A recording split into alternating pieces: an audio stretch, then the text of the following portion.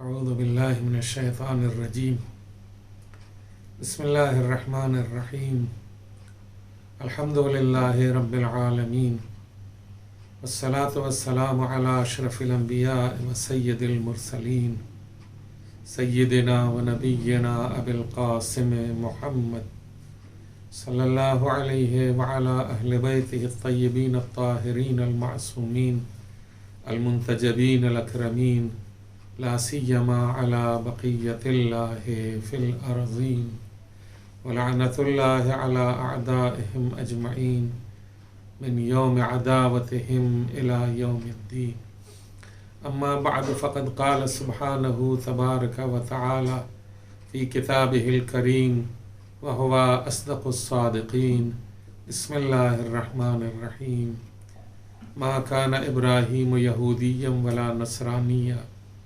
ولكن كان حنیفا مسلما۔ عزیزان گرامی، سورہ آل عمران کی آیت نمبر 67 آپ کی خدمت میں تلاوت کی ہے۔ اس میں ارشاد ہوتا ہے کہ جناب ابراہیم نہ یہودی تھے اور نہ عیسائی تھے، بلکہ خالص مسلمان تھے، اور ہرگز مشرکوں میں سے نہیں تھے۔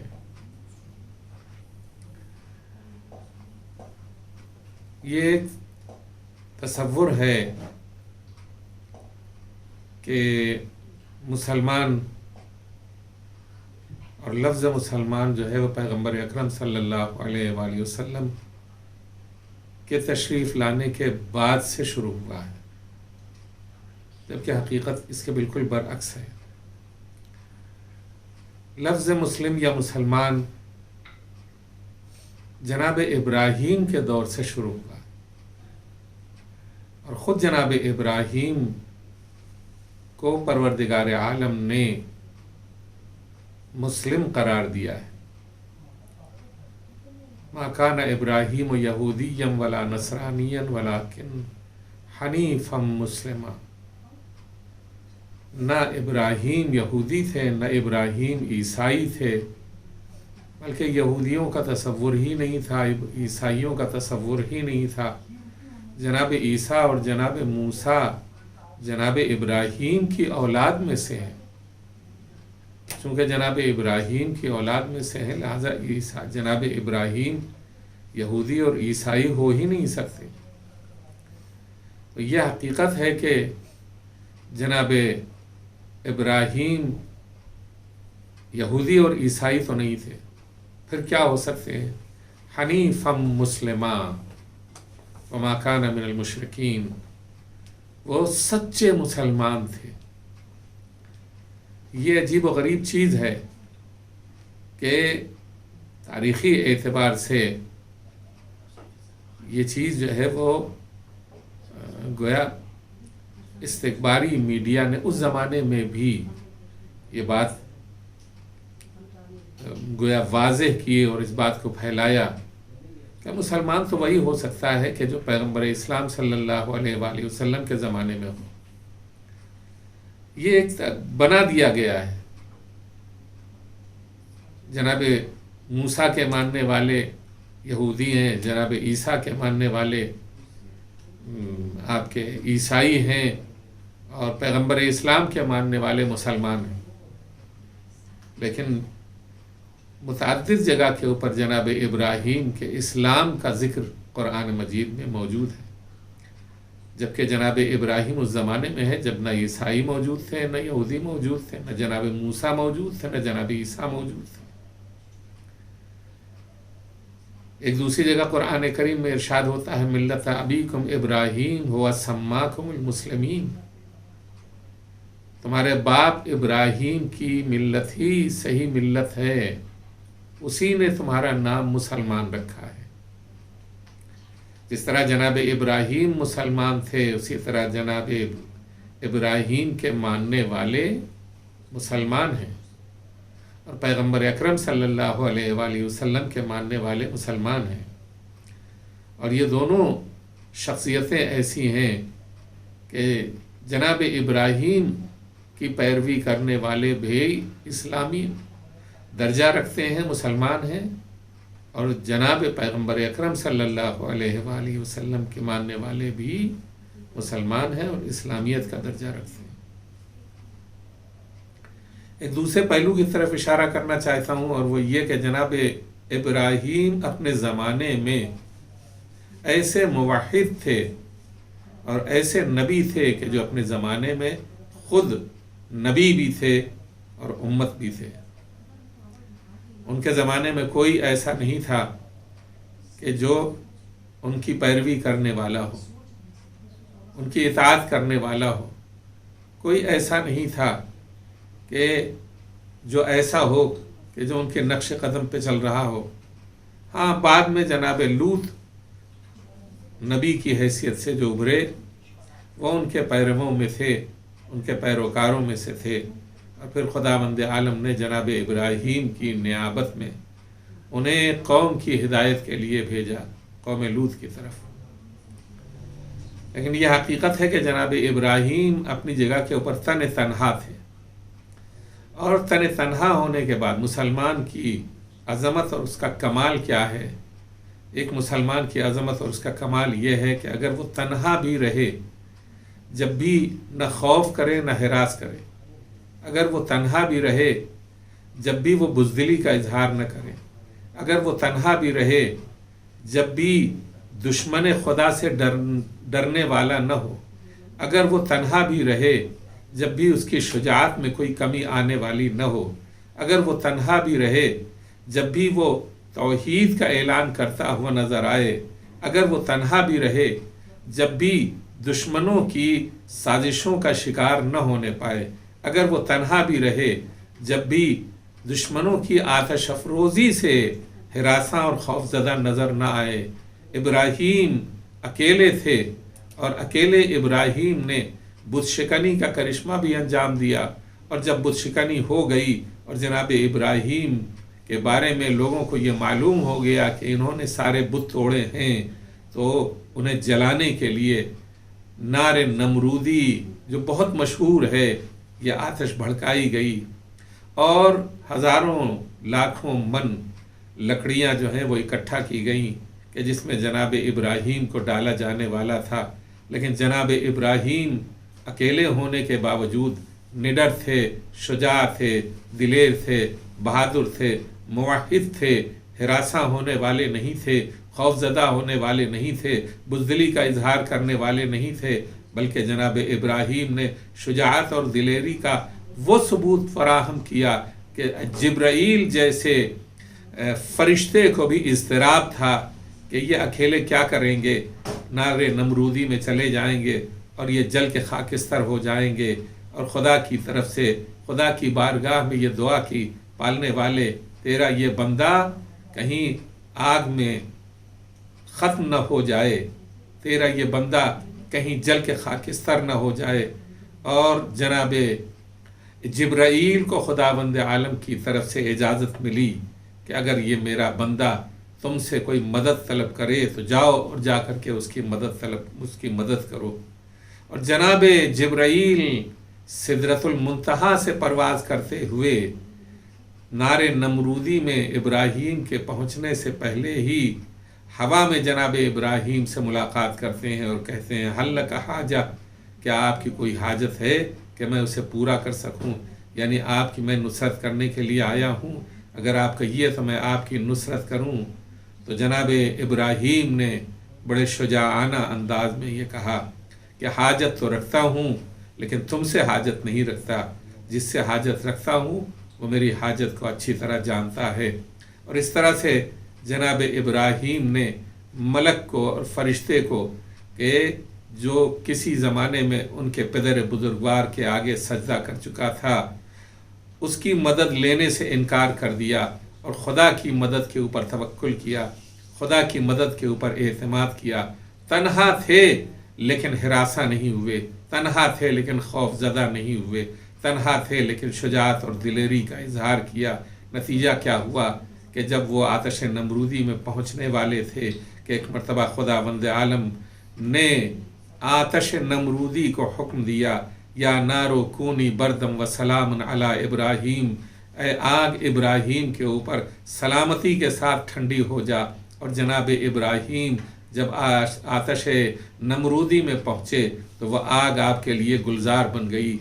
वह आग के शोले, भड़कते हुए शोले गुलशन में तब्दील हो गए, और वह अंगारे फूलों में तब्दील हो गए, और वो गर्म हवा और गर्म फ़ज़ा खुशगवार सबा और नसीम में तब्दील हो गई, और इतनी खुशगवार हो गई कि जनाब इब्राहीम इत्मीनान से उसमें बैठकर इबादत परवरदिगार और ज़िक्र परवरदिगार में मशगूल हुए। ये तन्हा खुदा का बंदा अगर कहीं होता है, लेकिन अगर वाकई खुदा का बंदा होता है तो उसे तन्हाई महसूस नहीं होती, बल्कि उस तन्हाई में भी वो खुदाए वहदहू ला शरीक और तमाम गोया ताकतों के मालिक और खालिक की हैसियत से उसके ऊपर एतमाद करता है। और जब खालिक के ऊपर एतमाद करता है कि इन्नहु अला कुल्लि शैइन कदीर, जो हर शय के ऊपर कुदरत रखता है, तो उसे नातवानी का एहसास नहीं होता, उसे कमज़ोरी का एहसास नहीं होता। हमने ये देखा कि सफ़े अंबिया में एक ऐसा बंदा था कि जो मुसलमान था, खालिस मुसलमान था, खालिस तस्लीम हो जाने वाला था, खालिस खुदा के आगे अपने सर को झुकाने वाला था। वो किसी से झुका नहीं, वो अपने ज़माने के खुदा को भी शिकस्त देने के लिए आमादा हो गया, और नमरूद शिकस्त खुर्दा हो करके सर झुका करके बैठ गया। जनाब इब्राहीम की तन्हाई ने उन्हें कमज़ोरी की तरफ मुतवज्जे नहीं किया, बल्कि उन्हें शुजा और दिलेर बनाकर दुनिया वालों के सामने पेश किया। ये अंबिया की सफ़ के मुसलमान थे, ये अंबिया के सफ़ के मुस्लिम थे, लेकिन एक मुस्लिम ख़ानदान बनी हाशिम का भी था जिसे दुनिया ने अजीब अंदाज में देखा। और वो मुस्लिम कौन था कि जिसे इमाम हुसैन अलैहिस्सलाम ने अपना नायब बनाकर, अपना नुमाइंदा बनाकर कूफे वालों की तरफ भेजा था। और इस कूफे वालों की तरफ भेजने के साथ साथ जनाब मुस्लिम के हाथ जो ख़त कूफे वालों को भेजा था उसमें ये लिखा था, इन्नहु मिन सिक़ती, ये मेरे भरोसेमंद हैं, इनकी बैत मेरी बैत है, और ये मेरे लिए मेरी नज़र में काबिल एतमाद हैं। हुसैन की नज़र में जो काबिल एतमाद हो, हुसैन की नज़र में जो भरोसेमंद हो, खुद हुसैन जिसके ऊपर एतमाद करने वाले हों, उसकी शान क्या होगी, उसका जलवा क्या होगा, उसकी शुजाअत और दिलेरी क्या होगी। जनाब मुस्लिम ने कूफे वालों की तरफ जाने से पहले जनाब सैयदुश्शहदा से ये नहीं कहा, मौला कुछ लश्कर हमारे हमराह कर दीजिए, कुछ शुजा और दिलेर और बहादुर अफराद को हमारे हमराह कर दीजिए, मैं तन्हा जा कर के वहाँ के उमूर कैसे संभालूँगा। लेकिन जनाब मुस्लिम खालिस मुस्लिम थे, जैसे जनाब इब्राहीम खालिस मुस्लिम थे और खुदा की ज़ात के ऊपर भरोसा करने वाले थे, वैसे ही जनाब मुस्लिम भी तन्हा निकल खड़े हुए कूफे वालों की तरफ जाने के लिए। 12,000 से लेकर 18,000 तक जो खतूत कूफे वालों ने भेजे थे, उनके जवाब में इमाम हुसैन अलैहिस्सलाम ने जनाब मुस्लिम को भेजा इत्माम हुज्जत के लिए, जनाब मुस्लिम को भेजा अपने गोया अपनी तरफ से बैत लेने के लिए, जनाब मुस्लिम को भेजा ताकि अपनी नियाबत को साबित करें और भरपूर तरीके से साबित करें। यहाँ मैं एक मसले की तरफ इशारा करना चाहता हूँ, और वो बहुत ही अहम मसला है। इमाम की नियाबत का मसला कोई मामूली मसला नहीं होता। इमाम की नियाबत खासा का मसला कोई मामूली नियाबत का मसला नहीं होता। इमाम की नियाबत आम्मा का मसला भी कोई मामूली नियाबत का मसला नहीं होता। हम जिस तरह से हम ये देखते हैं कि अमवी प्रोपेगंडे ने और इब्न ज़ियाद के प्रोपेगंडे ने और अफवाहों ने जनाब मुस्लिम के साथ कूफे वालों को बदसलूकी करने के ऊपर, जनाब मुस्लिम के साथ कूफे वालों को बदसलूकी करने पर आमादा कर दिया और उनसे बेवफाई करने के ऊपर आमादा कर दिया। हम यही देखते हैं कि यही कूफे वाले کس کے ساتھ جو ہے وہ بیعت کر رہے ہیں؟ 18,000 افراد کوفے والے جناب مسلم کے ہاتھوں کے اوپر بیعت کر چکے ہیں، لیکن یہ 18,000 پروپیگنڈے کا شکار ہو گئے، یہ 18,000 افواہوں کا شکار ہو گئے، یہ 18,000 افراد بدطینتی اور بددلی کا شکار ہو گئے، بے وفائی کا شکار ہو گئے۔ نتیجہ کیا ہوا؟ بہت سے ایسے تھے کہ جو اپنے کو شیعہ کہتے تھے، ان کا حال بھی ایسا تھا کہ جو بعد میں عملی طور سے شیعہ نہیں رہ سکے۔ کیوں؟ اس لیے کہ انہوں نے امام وقت کی حمایت سے منہ موڑ لیا۔ اکثر لوگ یہ کہنے لگے ارے یہ تو نمائندے ہیں، امام حسین علیہ السلام جب آئیں گے تو ہم ان کی حمایت کریں گے اور ان کے لشکر میں شریک ہوں گے۔ امام حسین علیہ السلام جب آئیں گے تب ہم ان کی حمایت کر لیں گے، تب ہم ان کے ساتھ ہو جائیں گے۔ یہ تو مسلم ہیں، یہ جو ہے نمائندے کی حیثیت سے آئے ہیں، ان کی کوئی خاص حیثیت نہیں ہے۔ لیکن ہمیں توجہ کرنی چاہیے کہ امام یا امام وقت جو بھی اپنی طرف سے کسی کو اپنا نائب اور اپنا قائم مقام بناتا ہے، وہ امام خود اپنے نائب کی نظر میں اپنے نائب کے لیے اس قدر بااعتماد ہوتا ہے، وہ نائب امام کی نظر میں اس قدر بااعتماد ہوتا ہے اور اتنا قابل اعتماد ہوتا ہے کہ امام اپنی ذات کے اوپر، اپنی امامت کا، اپنی ذات کا، اپنی عظمت کا، اپنی عصمت کا بھروسہ اس ذات کے اوپر کرتے ہیں۔ جناب مسلم اگرچہ مسلمان، اگرچہ عصمت مآب شخصیت نہیں ہے، لیکن ایک عصمت مآب شخصیت جس پر بھروسہ کرے مسلم اس کا نام ہے۔ ایک عصمت مآب شخصیت جس پر اعتماد کرے مسلم اس کا نام ہے۔ اور اگر کوفے والے اس تصور کو مد نظر رکھتے تو یہ حالات پیدا ہی نہ ہوتے کہ سید الشہداء امام حسین علیہ السلام کو کربلا میں گھیر کے قتل کر دیا جاتا، یہ حالات پیدا ہی نہ ہوتے کہ خاندان رسالت لوٹ لیا جاتا، یہ حالات پیدا ہی نہ ہوتے کہ زینب و ام کلثوم اسیر کر لی جاتی۔ اگر نیابت امام کا مسئلہ کوفے والوں کی نظر میں محکم ہوتا تو یہ تمام حالات پیش نہ آتے۔ غور کرنے کی بات ہے، یہ بے وفائی کرنے والے جو تھے یہ اپنے اپنے گھروں میں بیٹھ کے رہ گئے۔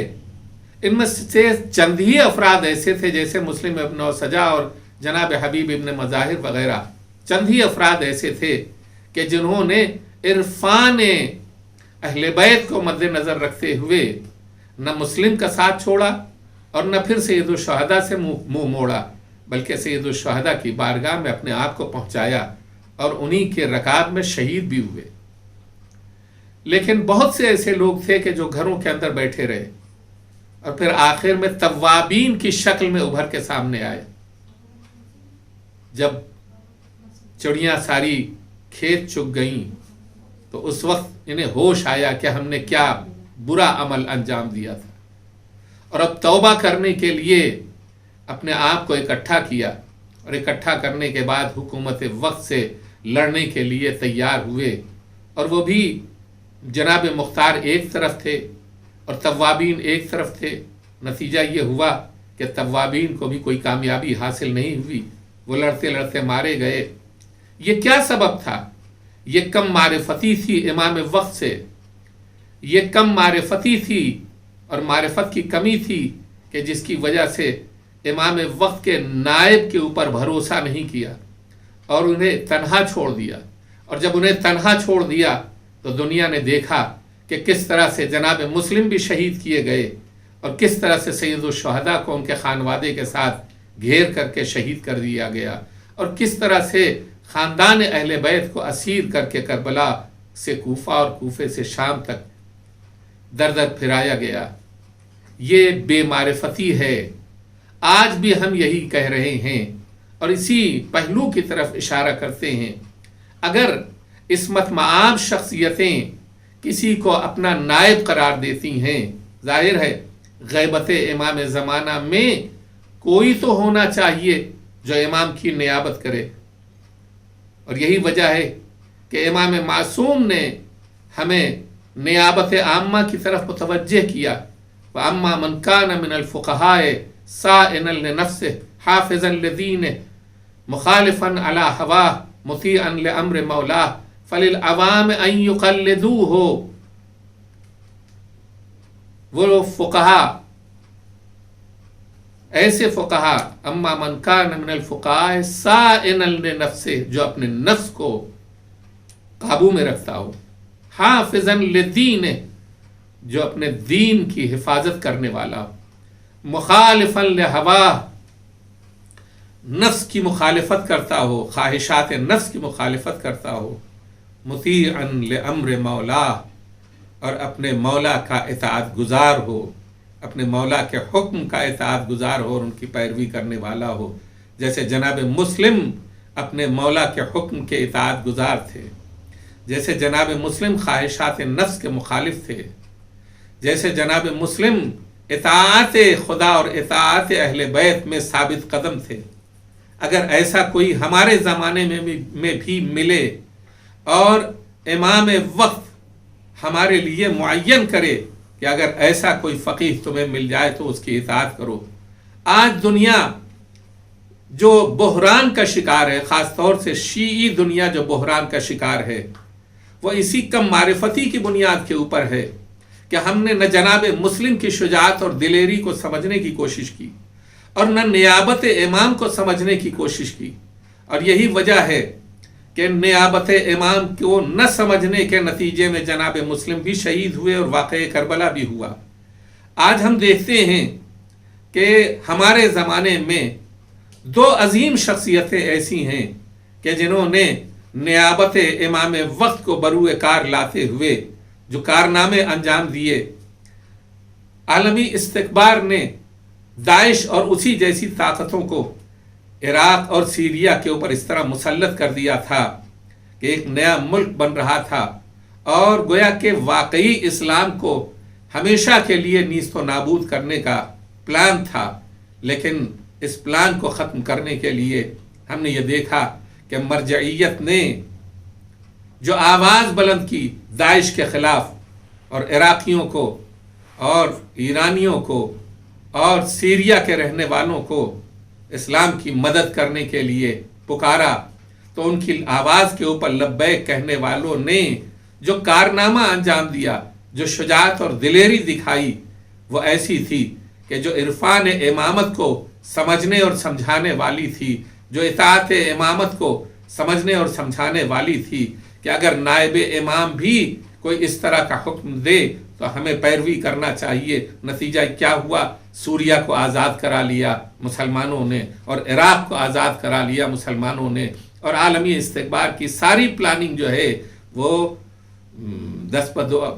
وہ خاک میں مل گئی، اور دیکھنے والوں نے دیکھا کہ آغا سیستانی حفظہ اللہ نے کون سا کارنامہ کیا، اور آغا امام خامنئی حفظہ اللہ تعالی نے کون سا کارنامہ انجام دیا۔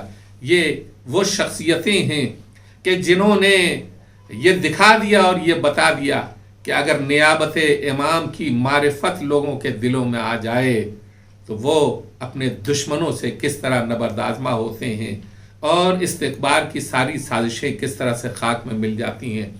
عزیزو، غور کرنے کی بات ہے کہ وہ کون افراد ہیں کہ جو اس منزل کے اوپر نظر آتے ہیں کہ عالمی استکبار جس طاقت کو یا جن شخصیتوں کو تباہ اور برباد کرنے کی کوشش کر رہا ہے، اور جن سے وہ ضربوں پہ ضربے کھا رہا ہے، اور جن کے ذریعے وہ شکست سے دوچار ہو رہا ہے، وہ اس منزل کے اوپر شکست سے دوچار نہیں ہو رہا ہے، بلکہ نیست و نابود ہو رہا ہے نیابت امام وقت کی اطاعت کے طفیل۔ نائب امام وقت اگر اس کی اطاعت کی جائے تو بڑے سے بڑے دشمن کو زیر کیا جا سکتا ہے۔ آج ہماری صفوں میں नायब इमाम की पैरवी करने से लोगों को, आवाम को वरगलाने की कोशिश कर रहे हैं और उन्हें बुरा भला कहने की कोशिश करते हैं। नियाबत इमाम ज़माना को, मराजे को, फ़ुक़हा को बुरा भला कहने की कोशिश करते हैं, वो किसकी इताअत करते हैं? कल जो जनाब मुस्लिम के खिलाफ अफवाहें फैला रहे थे, किसकी इताअत कर रहे थे? यजीद वक्त की, इब्न ज़ियाद की इताअत कर रहे थे, यजीद की इताअत कर रहे थे। आज जो मरजइयत की मुखालिफत कर रहे हैं वो किसकी इताअत कर रहे हैं? आलमी इस्तिकबार की इताअत कर रहे हैं। वो किसकी इताअत कर रहे हैं? उन लोगों की इताअत कर रहे हैं जो इस्लाम को नीस्तो नाबूद करना चाहते हैं।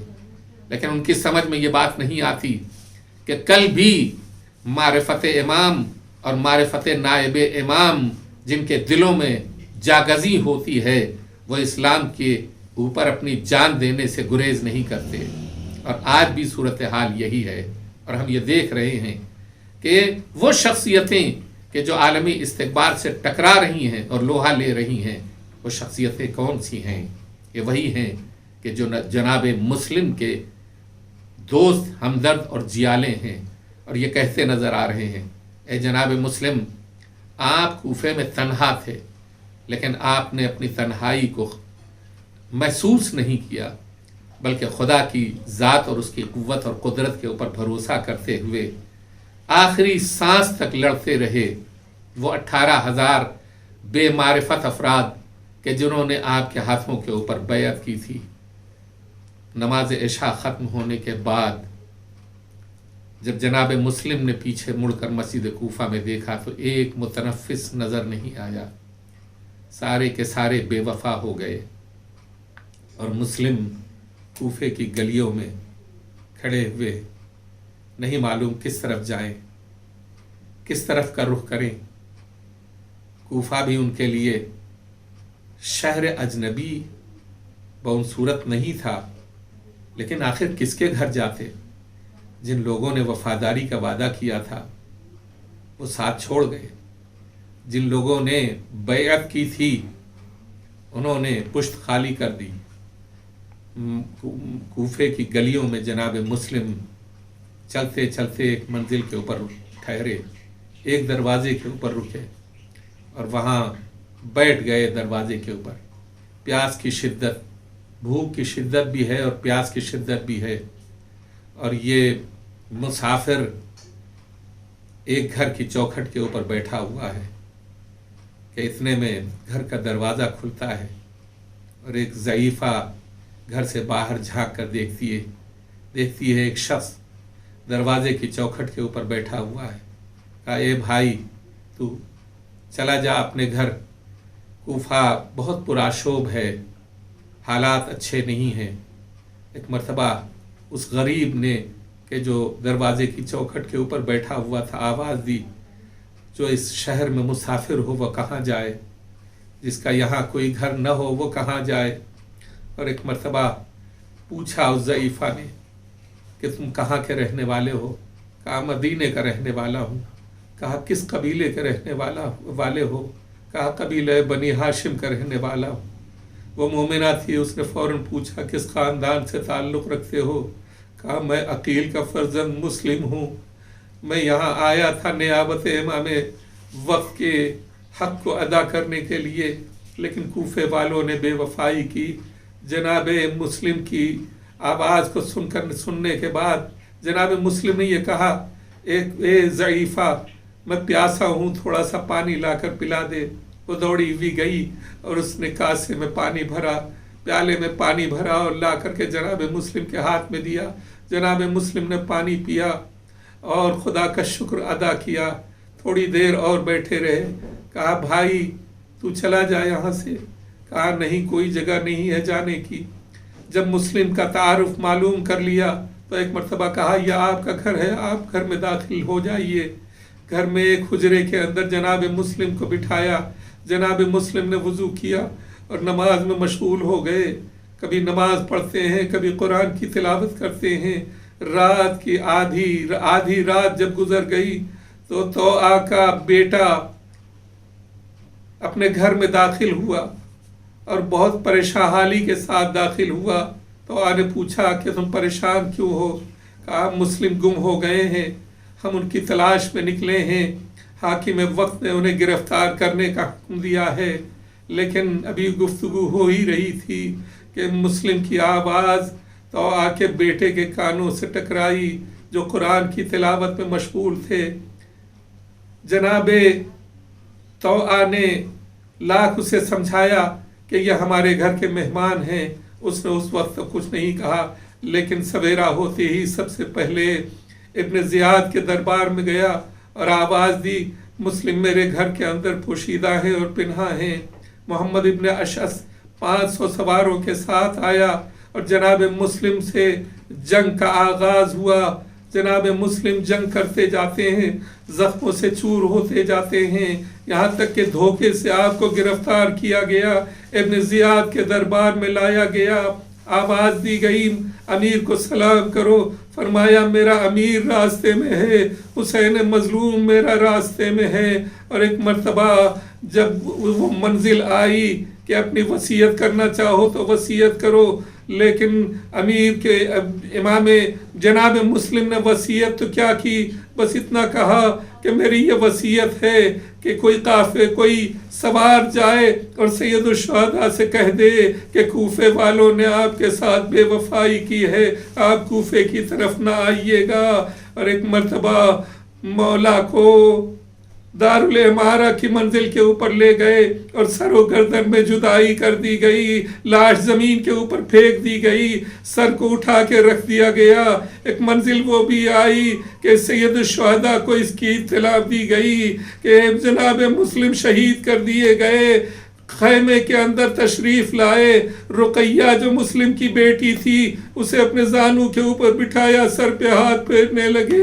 اہل حرم کو محسوس ہو گیا مسلم شہید ہو گئے، اسی لیے بیٹی کے سر پہ ہاتھ پھیرا جا رہا ہے۔ میں کہوں گا سکینہ نے یہ منظر ضرور دیکھا ہوگا کہ میرے بابا کی شہادت کے بعد ممکن ہے لوگ میرے سر کے اوپر ہاتھ پھیرے، لیکن کوئی تماچا لگا رہا تھا، کوئی رخسار کے اوپر تماچا لگا رہا تھا اور کوئی گوشوارے چھین رہا تھا۔